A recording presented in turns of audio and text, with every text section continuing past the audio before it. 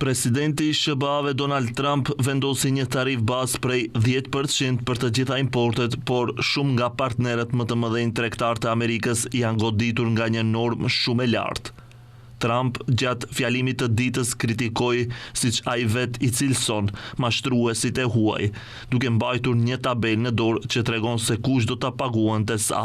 Kina e përballur me një taks prej 34% dhe se do të kundërpërgjigjet me vendosmëri dhe të marrë kundërmasa për të mbrojtur të drejtat dhe interesat e veta.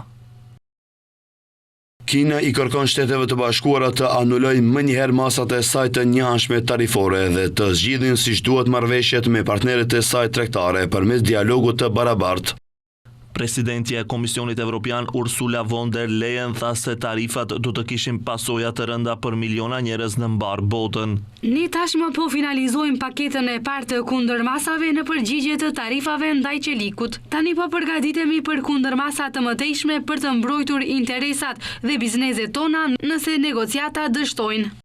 Kryeministri irlandez shtoi se ne nuk shohim asnjë justifikim për këtë. Më shumë se 4.2 miliardë euro mallra dhe shërbime tregtohen çdo ditë midis BE-s dhe SBA-s. Tarifat nxisin inflacionin, dëmtojnë njerëzit në të dy anët e Atlantikut dhe vënë vendet e punës në rrezik. Ministri i Tregtisë i Japonisë quajti tarifat të jashtëzakonisht për të ardhur keq dhe tha se të gjitha opsionet ishin të hapura. I pyetur nëse Japonia do të hakmerrë ndaj tarifës së vendosur prej 24%, ai shtoi: "Ne duhet të vendosim se çfarë është më e mira për Japoninë dhe më efektive, në një mënyrë të kujdesshme, por të guximshme dhe të shpejtë." Kryeministri kanadez tha se vendi i tij do të luftojë me kundërmasa, është thelbësore të veprojmë me qëllim dhe me forcë dhe kjo është ajo që ne do të bëjmë, u tha ai gazetarëve. Presidentja e Meksikës tha se ajo nuk do të ndiqte një strategji të rrahura, por se një program gjithëpërfshirës do të shpallej më vonë sot. Ajo shtoi: "Nuk është çështja nëse më vendosni tarifa, unë do t'ju vendos tarifa. Interesi ynë është të forcojmë ekonominë meksikane. Asnjë tarifë e re nuk u njoftua për Meksikën ose Kanadan, pasi Trump vendosi më parë një normë prej 25% për të gjitha mallrat që hyjnë nga të dyja vendet, përpara se të shpallte disa përjashtime dhe vonesa. Kryeministri australian Anthony Albanese tha se tarifa 10% për vendin e tij, niveli më i ulët, nuk ishte reciproke dhe jo akt i një miku. Është populli amerikan ai që do të paguajë çmimin më të madh për këto tarifa të pajustifikuara.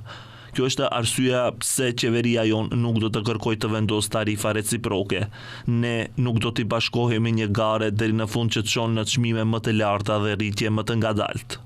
Kryeministra italiane Giorgia Meloni, e parë si aleate e ngushtë e presidentit amerikan, i quajti tarifat të gabuara dhe tha se ato nuk do të përfitonin SBA-n. Kryeministri spanjoll Pedro Sanchez u zotua të mbrojë kompanitë dhe punëtorët e vendit dhe do të vazhdojë të jetë i përkushtuar ndaj një bote të hapur.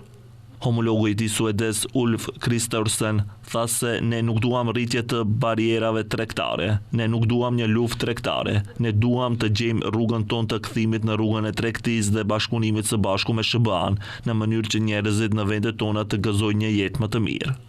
Ministri i Tregtisë së Zelandës së Re tha se ne nuk do të kërkojmë të hakmerremi, kjo do të rriste çmimet për konsumatorët e Zelandës së Re dhe do të ishte inflacioniste.